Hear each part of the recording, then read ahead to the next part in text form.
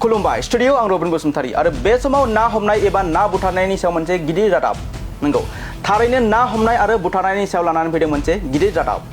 नोंथाङाबो दैमा दैसा आरो बिलो हाखरफोराव ना हमनो एबा ना सारनो थाङो नामा जुदि नोंथाङाबो ना हमो आरो ना बुथारो अब्ला बे रादाबा थारैनो नोंथांनि थाखाय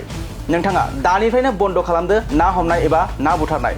नंगौ 15 जुलाइसिम ना हमनाय एबा ना बुथारनायखौ बन्द फोसावबाय जिल्ला कमिशनारआ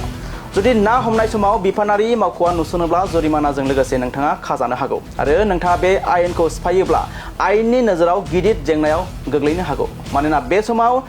नानि बिदै दैफुनाय सम बेखौ नोजोर बोनानै बिफाना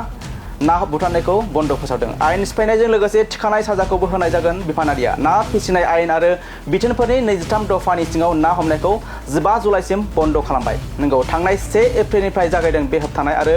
मरिगाव जिल्ला कमिशनार मावख'निफ्राय होबाय ना बुथारनाय होबथानायनिफ्राय बिथोन आरो बे